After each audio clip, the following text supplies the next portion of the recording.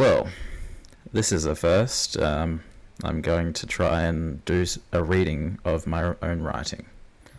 Um, it's something I've spent a lot of time on, something I'm very passionate about, but it's also incomplete. It is something that sort of meanders about a few topics in a fairly thorough,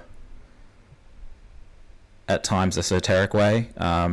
It may not be for everyone, but if you do watch any part of it, thank you for that. Yeah, so this is my writing project. It's currently called Inspired, but I've got a better name. I don't know where I'm going to go with it, but it's I've just got lots of ideas, so it's something that's going to develop over time. So yeah, I understand I'm reading directly from the page in this. I know that's not the most captivating stuff to look at, but I put so much effort into this. I care more about the quality of the output in the way it communicates rather than the flashiness or the production value of the presentation at this stage. This is literally just like, I guess, like a proof of concept-y kind of show people what I'm doing so they don't have to actually read it, because it is quite dense. I hope if I explain it and read it, maybe not so much explain, more just read from the page, I hope it makes it a bit more accessible for people that I've sent it to. So yeah, awesome. All right. So, Inspired, Consequences of Consciousness. An analysis of the struggle that is being, ourselves, the political states that envelop us, and our rapidly, increasingly complicated lives. As well, my personal thoughts and feelings surrounding the modern representation and behaviours of the human ego. Plus a sporadic scattering of my developing personal philosophy and my attempt at theories surrounding the nature of inspiration, meaning, and the universe, and existence itself. All drawn from and guided by the experience I've had as someone with a complex mental health diagnosis. Yeah, this is a quote by Edgar Allan Poe. It appeals to me for a few reasons. Particularly, it just reminds me of my experience with OCD and maybe just mental health, with how vicious my diagnoses have been. So I'll read it. We stand upon the brink of a precipice. We peer into the abyss. We grow sick and dizzy. Our first impulse is to shrink away from the danger. Unaccountably, we remain. It is but a thought, although a fearful one, and one which chills the very marrow of our bones with the fierceness of the delight of its horror. It is merely the idea of what would be our sensations during the sweeping precipitancy of a fall from such a height. For this very cause do we now the most vividly desire it.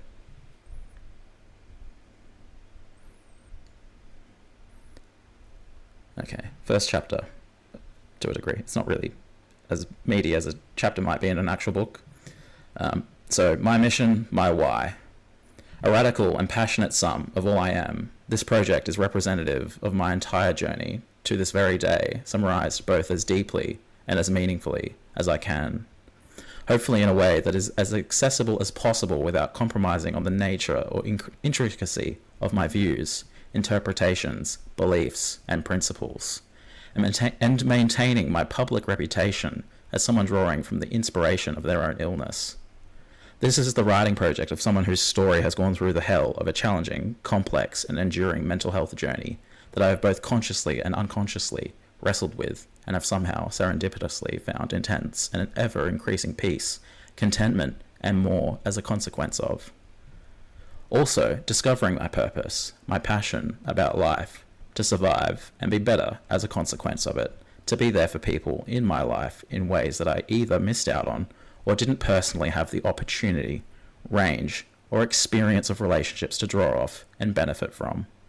To look at what I've done wrong and embody true change and practical reflection for the benefit of those I love and care about and beyond. Since having an official mental health diagnosis of bipolar disorder, approximately in the middle of 2018, I have undergone some extremely life-shattering events, inwards and outwards, career-wise, as well as with relationships, but most of all, it has shaped who I am in such a fundamental and irrevocable way. As a consequence, after a seemingly long and aimless period of recovery, I am at a stage in my life where I feel like I am becoming capable of managing my diagnosis extremely effectively, which is now known as schizoaffective disorder. And as such, I feel like I am approaching the precipice of where I can contribute and share my experience publicly, and hopefully positively contribute to the mental health space, and more. I believe my ideas, while quite regularly unorthodox, and a lot of the time appearing contradictory, they can serve a purpose for a lot of people, in a large range of contexts. And this is only corroborated by those that are in my support circles and wider network, including professionals, as well as among family and friends. I believe that if you believe, you can. If you hope and dream and yearn, is there ever a limit? Is there ever even a limit to human attainment, at least within the limitations of physical reality itself? I've yet to prove myself to the wider world, but I've proven my resolve and determination for myself time and time again, and for many in my life, I feel. While an expression, arguably a platitude, I believe my credibility, my lived experience, and who I have become today exemplifies the truth of those few words. I don't say them lightly, not at all. Furthermore, I don't believe truisms, cliches, or seemingly imprecise or vague language should be seen as bordering meaningless, dismissed as mere platitudes. If there is self-evident meaning or truth to be drawn from common language, I would argue that its purpose is far more cunning, far more capable than meets the eye. The allure of subtle truth is something that I feel and experience every day, just as I witness and believe in the guise, the deception of what would otherwise be considered utter falsehoods. There is a reason we as deeply social and spiritual creatures seek to explore, define, and express the commonality of our kind and what we experience, and I also believe that which persists does not subsist, particularly either weakly or poorly, as in to say, the things we see meaning in, common sense, cliches, mantras, what have you, these exist for very specific reasons based on the raw nature of reality itself. I think I could be bold enough to say that all of these things are unmistakably meaningful, categorically, perhaps further than we are able to readily identify both as individuals or even collectively at the sum of our entire species.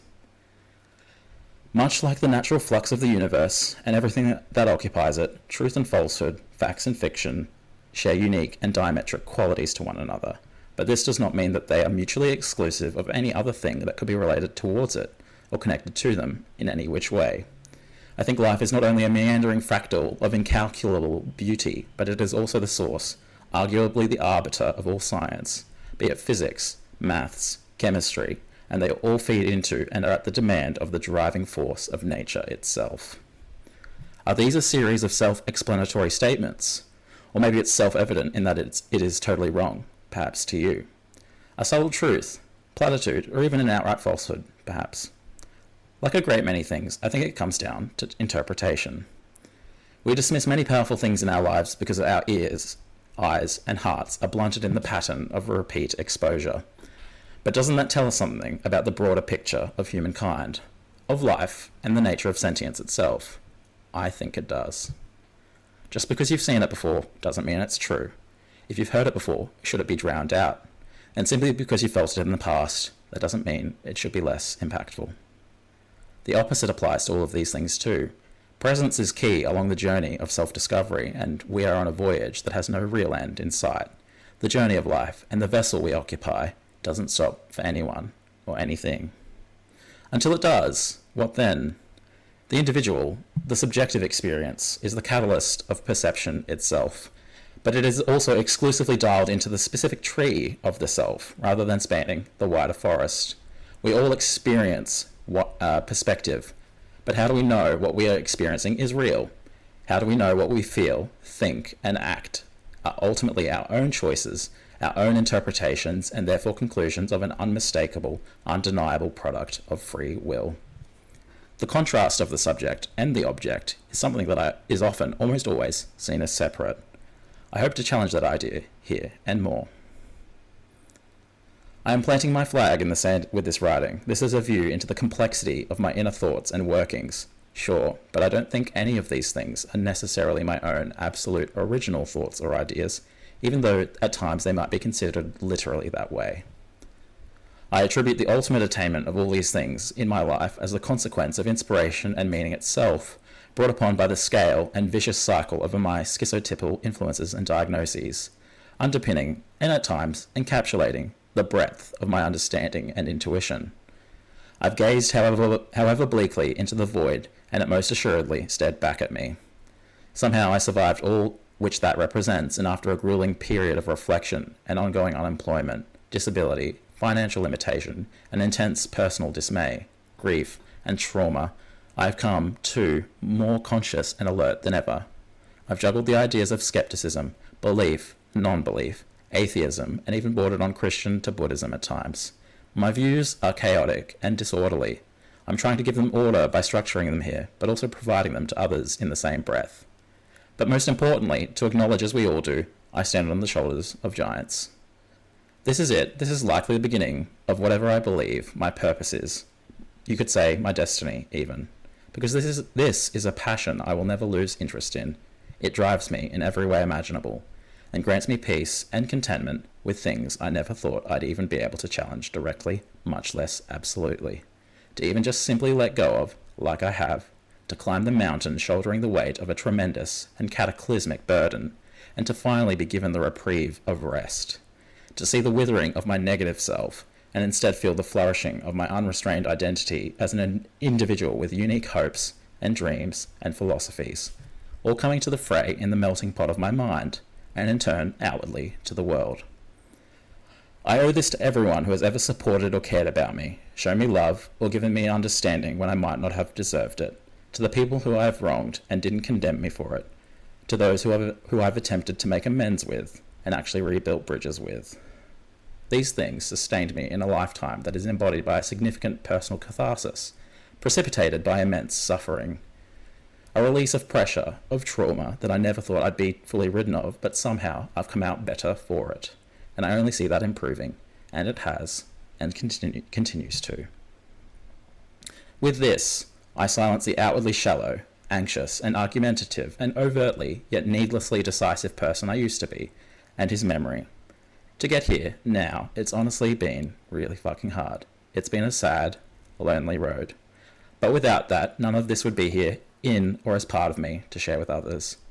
Some people might not be able to let go of who I used to be, and that's okay. I know I've tried my best, despite my flaws, insecurities, and significant vulnerability at times. I'm lucky to still be here at all, many occasions being at the mercy of my own self and the vices of a vicious bipolar manic depression.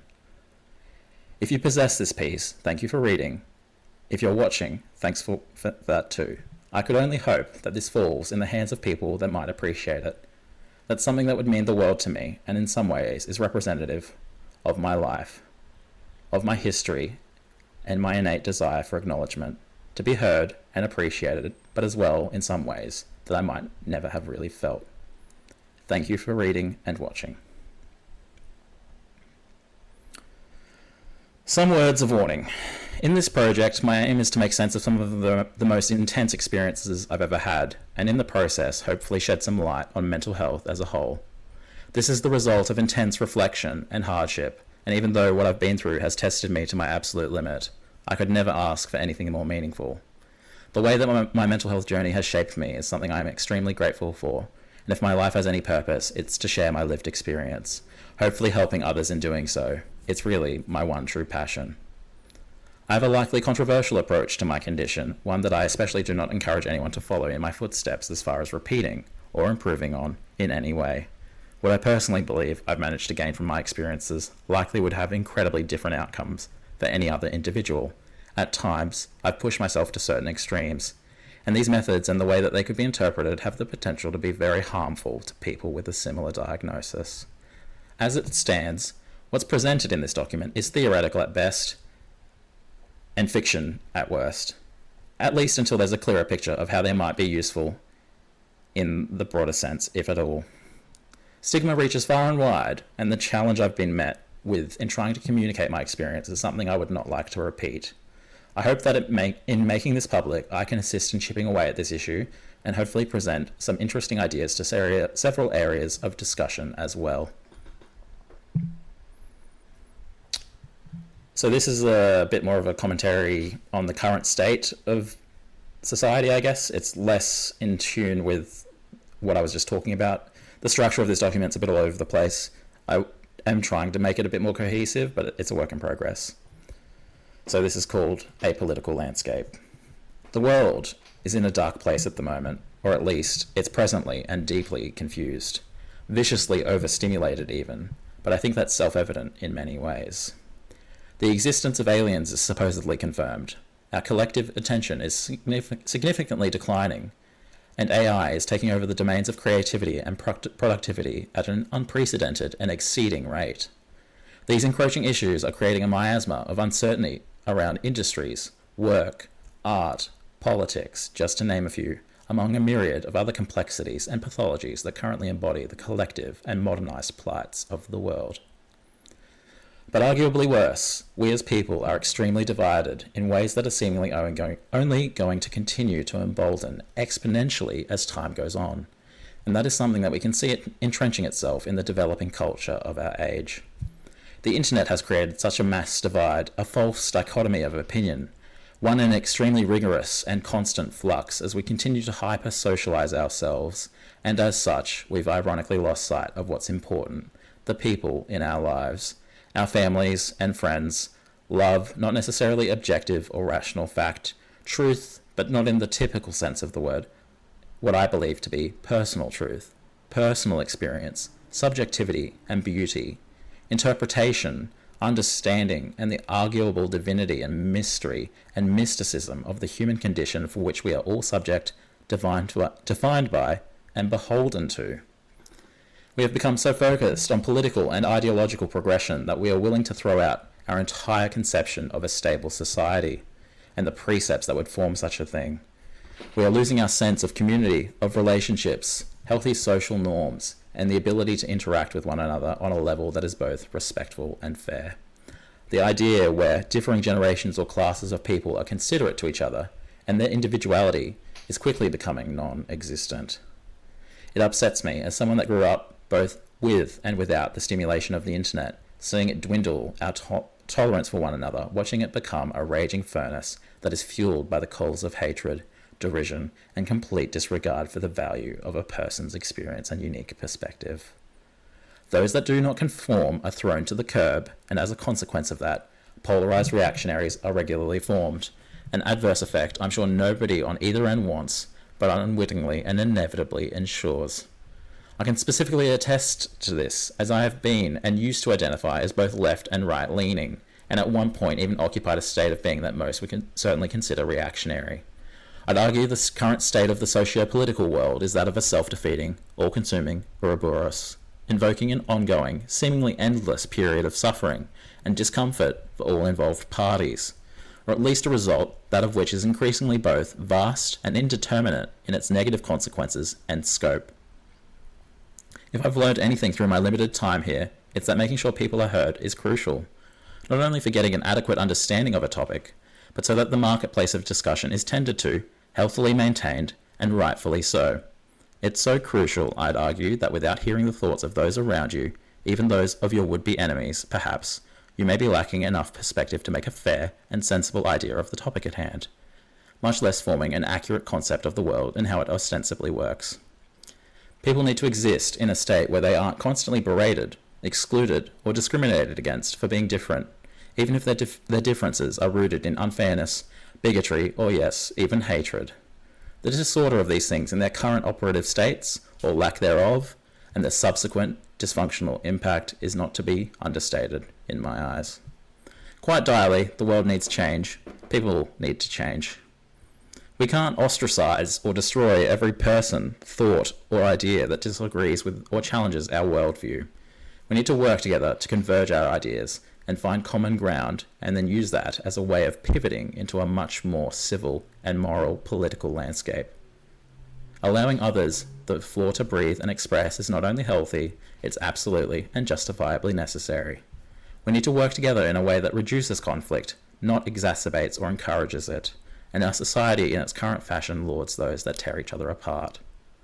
Training and grooming the collective consciousness into a trance of excessive and ironically divisive conformity, being captivated and bastardized by groupthink and the constantly shifting wheels of flavour of the month impressionability.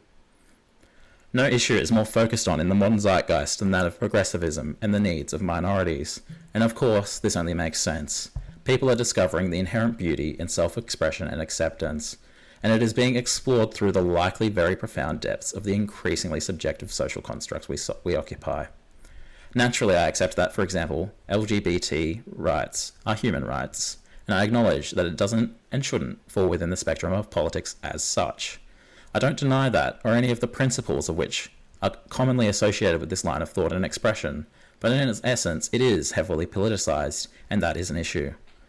I don't know how to contend with it in a way that is fair, as it is an inherently complicated and endlessly misinterpreted issue, both consciously and not.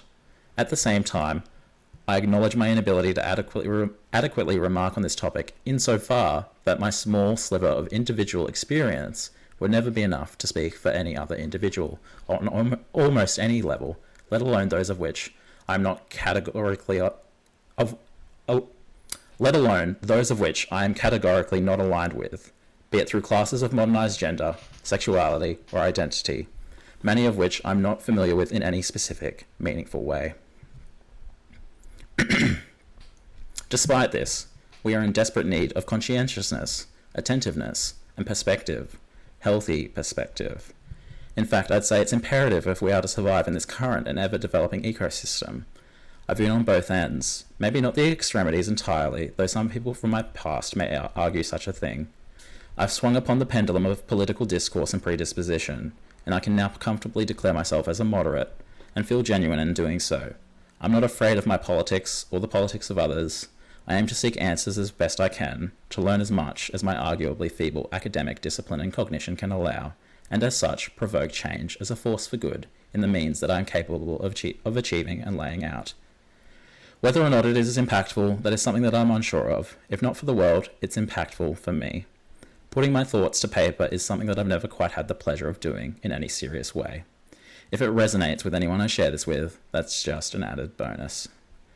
But the unfortunate fact of the matter is, the issues of the modern progressive generations are at war with a class of people that do not understand and will not without sufficient nurturing and reconciliation. They are at very serious odds with each other, yet they both profess to be accurate and sensible means of what is essentially taking an interpretive lens to the world. Sure, one is likely, generally, more pernicious and inflammatory, say, for example, conservatives, and the other is more well-intentioned and compassionate, say, progressives, but this does not mean that one is necessarily more or less right than the other. It's far more complicated than that, and it also does not mean that these statements apply as a catch-all to everyone in each basket and those in between. In fact, approaching the situation with any sense of fairness or granularity, you'll find both sides have genuine takeaways worthy of consideration, and I firmly believe this. The idea that everyone that disagrees with you is wrong just because you specifically don't think that way is preschool shit, let's be real. Make no mistake though, this is no excuse for bigotry, inflammatory attacks, and hate speech, even though I might still make the case that people deserve the ability to say what they want within reason, say as long as nobody is harmed. But then again, we can see immense demonstrable harm in the free speech of today, especially when enabled by the means of the internet. So it's a hard topic to digest, much less ascertain and undertake solutions towards. The liquor of my life. In line with the philosophy I attempt to distill here, there are a number of ideas I present which may or may not resonate with people, particularly if they sound similar to things already popularized. What's important to note is I'm not a well-read person. In fact, you could argue I'm not read at all. I've barely ever finished reading a chapter book, as I might have crudely called it in childhood, nor have I read a substantive, dense, or complex philosophical, scientific, or even fictional work. Hardly at all, let alone cover to cover. I've cut my linguistic teeth in the most ridiculous of ways, arguing with people online. Of course, this is separate from the arduous nature of my experiences with manic and psychotic and depressive episodes, which I owe a large portion of my perspective, inspiration, and insight to. At the time, I found the most effective and accessible way to work on my language and critical thinking skills, keeping in mind my limitations socially, was to try and expand on these in practice in the online arena of mostly pointless and futile arguments via social media. Ever since I was 16, I've had an unwavering passion for metaphysical ideas, which at the onset was largely inspired by an oddly obsessive and atheistic rebellion to religion. I've come a long way since then. I've branched from atheism to a sense of agnosticism to something I'm not even sure how to define. I believe very strongly in a range of things that not only can I not prove, at least to others, but are also rooted in the nature of constant change and flux. It's unlikely I will be able to provide an entirely accurate and whole picture of my personal philosophy while writing this document. My beliefs are rarely the same on any given day, or even within the same hour, but I can at least attempt to share what I have along the duration of my efforts, and see where it lands. Two sides of the same coin. If I asked you, what is more true, science or spirituality, what answer would you give me? I personally believe these are representations of fundamental core truths, and they extend far further than we're currently capable of measuring. It's a complex debate that has a lot of people raising their pitchforks around and about, but I could not be more convinced of the truth of both of these things. Not that science needs to be proven or have belief in specifically, but I feel like there's often an immense disregard by stereotypically, generally, both the religious or spiritual types and secularists and their opposing groups of thought. But I firmly think this can be changed for the better. I understand this is a difficult topic to tackle, and I won't pretend like I alone can solve it, but I do really think they can coexist in harmony, and through reflection and discussion, we can slowly unravel the mysteries of existence. It's important that we try to look at the phenomena of spirituality with due respect, care, and consideration, because these experiences are arguably more real than everyday, ordinary life to those impacted or subject to it. The problem is these experiences are very much rooted in the individual, their perception, and their beliefs. It is, in its very nature, dare I say, designed to be easily disputed.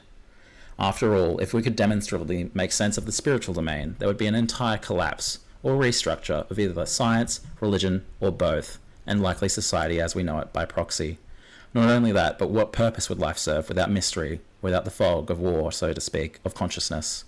To have the answers given to us would be a fundamental affront on the very reason I think life exists and the purpose innate to it.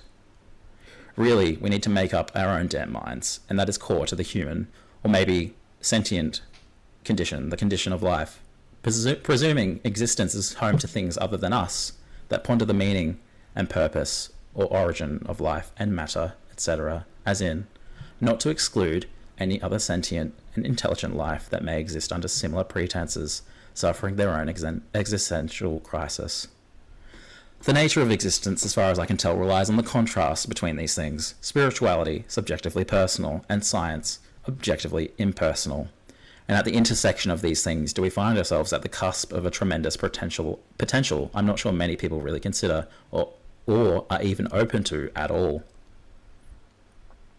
404, an oxymoron now found.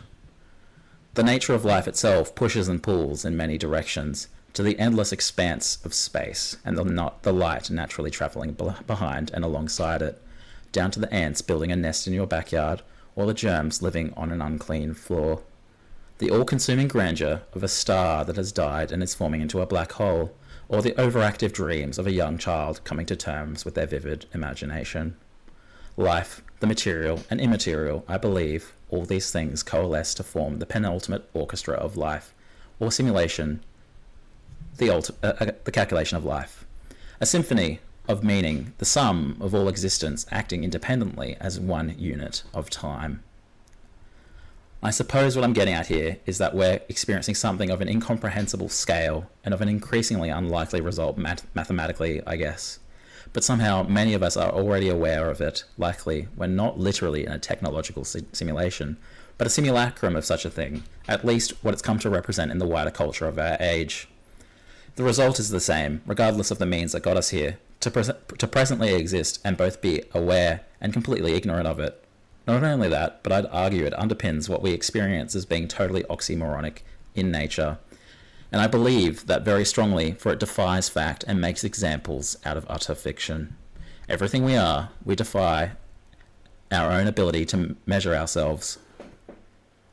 We don't understand consciousness or spirituality. Heck, we don't even have a limited understanding of science, although very functional and very useful. To what extent does the ocean or potentially infinite space of understanding yield? To what extent do the diametric nature of science and spirituality continue to diverge before becoming more wholly in tune with one another? Well, at the restraint of human inhibition and prejudice, is there the case for such a thing to ever happen, even? Whether or not it's true in a literal sense that we are, say, sentient data, oblivious, living out our daily lives, that's a whole other can of worms, or of ones and zeros, whatever nominal binary factors you ascribe, perhaps. Though I'd personally plant my flag in saying that's rather unlikely in a specifically literal sense. The core idea in my eyes, though, I personally believe people are plugged into one thing, and one thing most crucially of all, their own egos. To me, it is the root cause of much, if not all, serious conflict and evil that exists across the scale of time of humankind on Earth. The ego is, in my limited perspective, represented much like the residual and obviously crude idea of our monkey brain. It often wants physical, material things, for it wallows and aches and yearns. It is the thing that evokes and provokes at your desire for sugary sweets, or the utter shock of a cold stream coming out of your morning shower. It is the specificity of someone's culinary palate and the physical revolt at the disgust of an unpleasant meal. It's the very basis of one's fears, even anxieties, and their subsequent everyday reinforcement.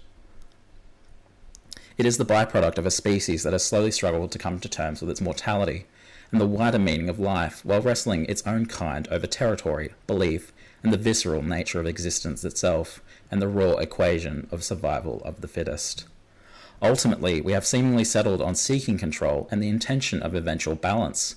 Once fitted with a system, we find comfort, power, or supposed virtue within.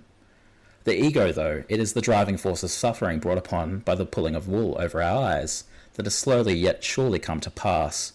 In rejecting tradition, the transfer of culture, and plummeting ourselves into a freefall of meandering, hyper-social novelty and impulse, letting the loudest voices on the internet guide, or dictate, our society in ways that might even appear to some, the sensible, maybe even, towards an irrevocable and incredibly damaging result for humanity, bastardizing and reducing spirituality to a simple equation of objective truth, and therefore outright falsehood.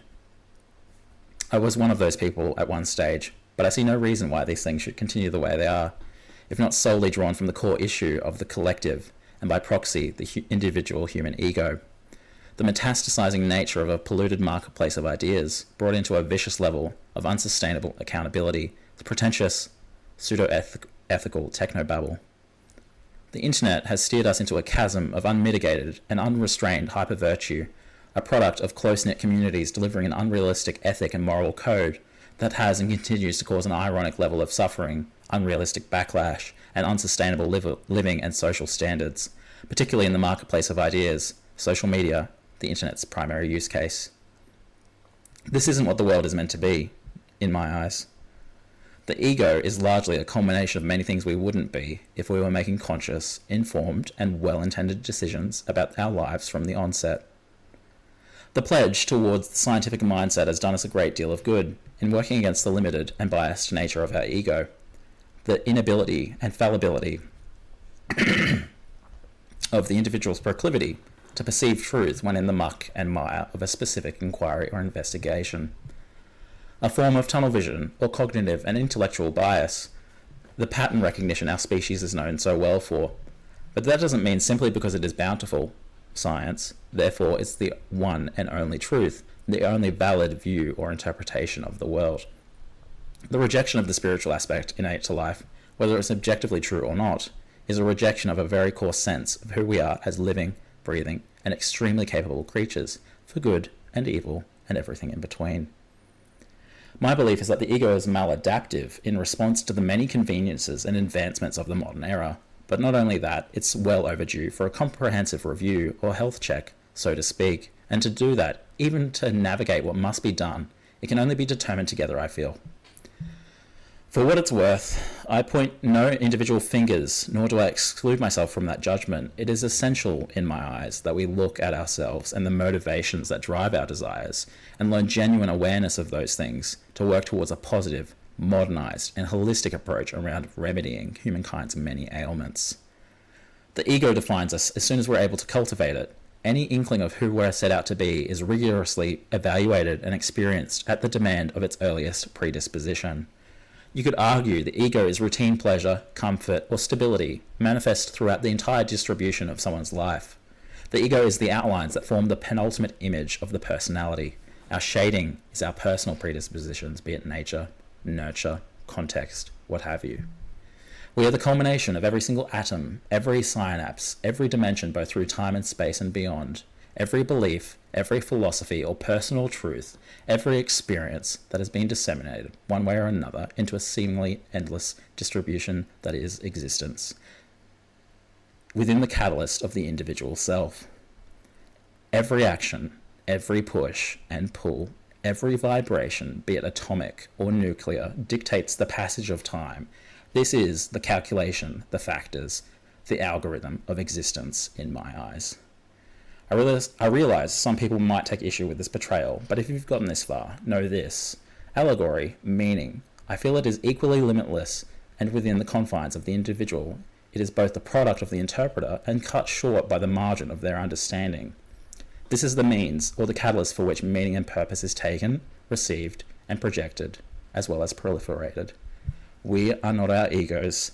The ego should serve us and not us serve it. I'll just skip over this stuff. It's a bit out there. I haven't really gone all the way through it yet. All right. So, the invasion of infancy. It isn't exactly a new idea that what we teach children has a dampening effect on their consciousness. Some people argue it is the subduing of the spirit, being given the prescription of a mundane everyday life. You could also argue the process of growing up is the retrieval, removal, or cessation of the raw innocence of children, be it through bad parenting, trauma, or even just the humility of tough life experiences. But what I believe is that we are feeding ourselves a general cocktail of principles, ideas, taboos, and more that may not necessarily result in a harmonious outcome. I think that through rigorous review and questioning in the pursuit of selfless attainment, we can work towards a future that is not only extremely exciting, but will empower ourselves and those around us to make healthy, productive choices for the betterment of our fellow people, in spite of what desires or instincts might be driving us towards what I consider, or at least appears, as significant disarray and madness in the world's current form. Speaking about this very generally, as humans, or simply living things, all of us are born without any conscious preconceived notions or proclivities, abstract of instinct itself. Every child is a fresh slate ready for the culture of the world, their country, and their traditions to be instilled, and more. Birth is the continuation and consequence of humankind's ultimate achievement of survival. It is tremendously beautiful, endearing, and an embodiment of some of the most natural and passionate aspects of the human condition. However, it's also the onset of a conditioning process that spans the duration of all humankind, with all of its ancestors and beyond. We are a process both organic and multiplicative, in the sense that every possible factor influences and shapes us, just as we, an indeterministic and entirely random product of entropy, i.e., in this case, chance, or the chaos of uncertainty, as well as the miracle of life itself, utilize these inputs to gradually form the cohesive culmination which later resembles their self, their identity. So, harmonic synergy. This is something, it's a bit of a wanky title for a concept I've sort of tied together. The name is sort of neither here nor there, but this is something that I have worked a fair bit on actually, and I really like it. I've gotten quite a lot of good feedback from people that I've shown it to, but really at the end of the day, it's just a little bit of like a like a principle, or like a I don't know, just something that people could draw meaning from, perhaps.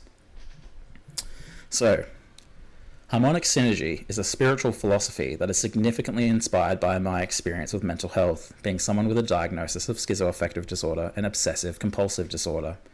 It is an attempt to guide individuals on a journey of self-discovery, inviting them to pursue their own personal and harmonious capacity by embracing the diverse aspects of being.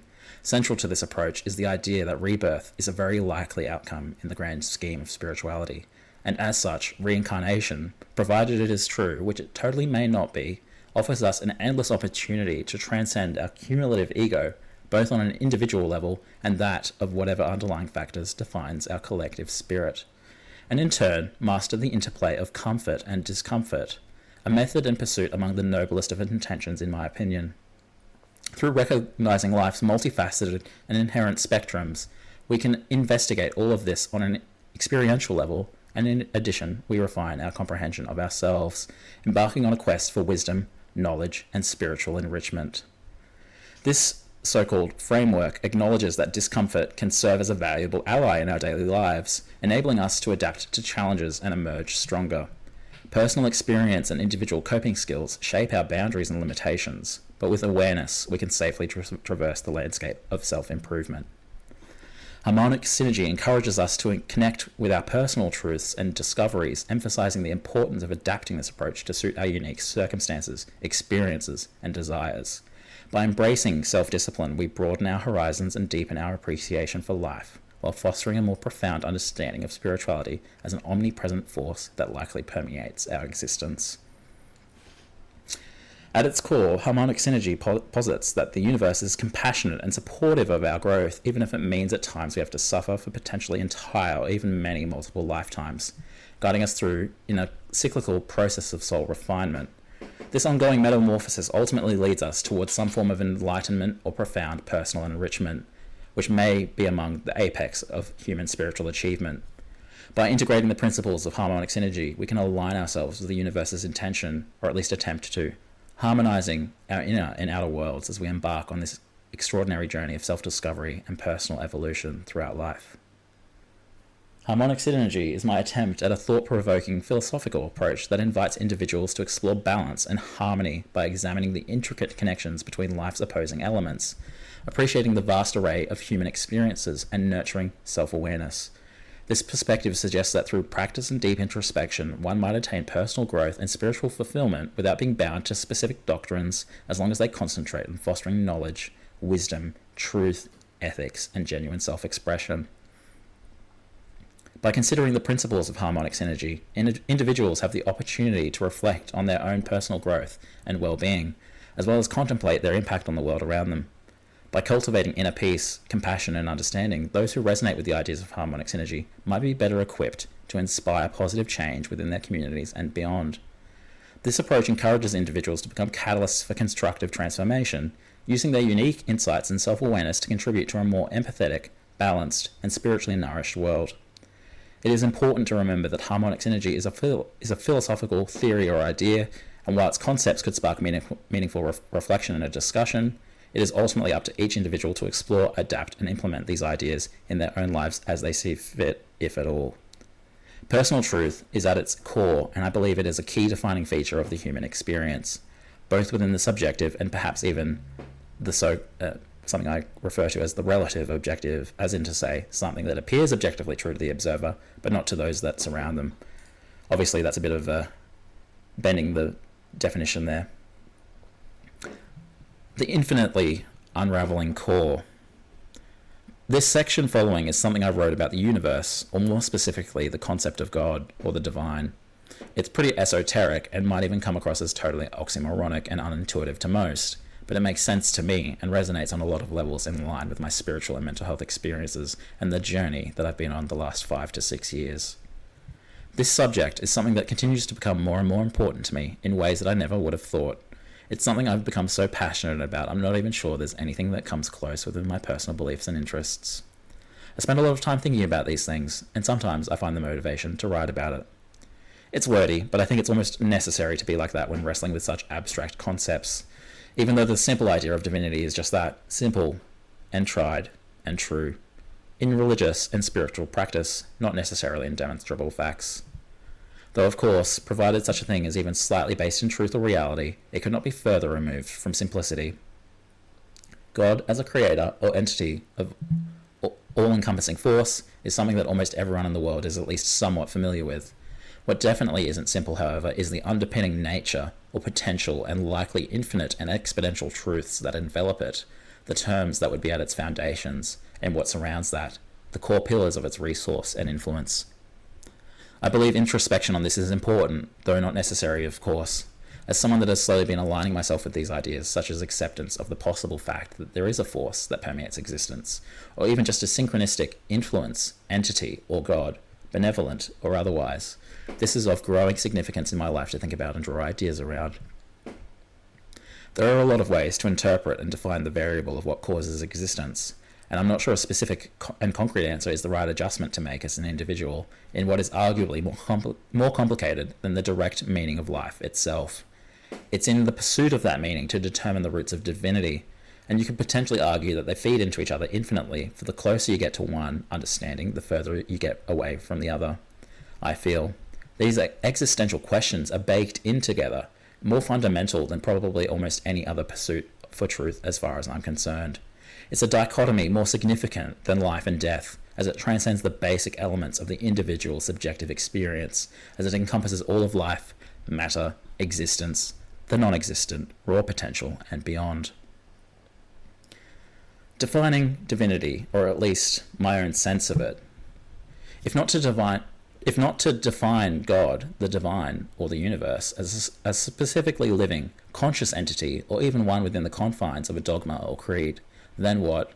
I think maybe it is one of a duality between that of conscious and unconscious omnipresent forces, a confluence of living and dead at the same time, brimming with infinite, simultaneous, and limitless meaning, but also encapsulating a beautiful orchestra of indeterministic entropy that spans the entirety of both conceivable and inconceivable existence, a miraculous fractal of something that cannot be, that knows and bestows all, yet shares nothing. Something capable of the most intense concurrency and dissonant harmony with all of these things all at the same time, granting transcendental purpose, courage, nobility, and purity, intuition, inspiration, creativity, consciousness. These are all drawn or borrowed from the metaphysical layer of the divine, and from being a node to, say, us, the individual, in the network of existence, which is an utter miracle in the truest sense, and is a consequence of our relationship within the raw nature of consciousness itself. It's something drawn to conceal itself in the most elaborate and misleading of ways, that it subverts the most axiomatic aspects of science, mathematics, and physics, so much so that it could never be evidently elucidated to those it did not will upon it. It is the arbiter of absolute truths and utter falsehoods, and everything in between. It is the gift-giver of life and the bringer of death. Any single encounter with it could be life-shattering or absolutely positively life-altering. And within the confines of this system, it only makes sense. For we are a part of the divine, and it is part of us. And to be a finite part of infinity is to be defined and all-encompassed by it and its terms, outlined by its ever-mysterious and intangible guise of what could only, and can only be sorely misattributed by primitive language as the truest of intentions. Because what is the truest of intentions? This presupposes that there is an objective truth among that, something that is concurrently at odds with itself in every possible way imaginable. I personally believe that interpretation is the cornerstone or focal point of which fallible consciousness occurs, but it is also where the beauty of the human condition flourishes. With that being said, were it not for the fallibility of the human mind and its decision-making processes, consequences of free will, one might be able to harness the energy of the divine in such a way that the individual would be entirely commensurate with the true intention, God's will, the divine plan, or the universe itself. Being nested in what one may only hypothesize as perhaps an infinite amount of layers and meaning within the brain and the psychology that defines its behaviors, there is no telling as to what could be inferred from such a state. In line with this, however, I believe the divine operates on an expectation when within the context of relationship with it, that we collaborate and learn from each other constructively. I have experienced this on a very profound level, and at least in this stage in my life, believe this all to be at least loosely true. At least when talking about my own life and my own personal truth and the system that I operate within as an observer relative to such an entity or concept or phenomena. Yeah, that's the majority of what I've written. I've got a lot of bits and bobs here, people that see this on Facebook are likely going to know most of this stuff.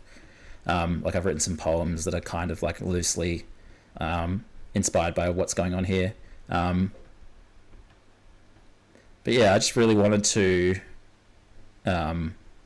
put this out in a video format with my actual face on it, just for something different. Just plant my flag in the sand, like I said. So this is something I'm very proud of. Something that means so much to me in so many different ways. It means a lot to my family, I believe, like at least within reason around the spirituality stuff I mean. But yeah, thanks for listening. I really appreciate it.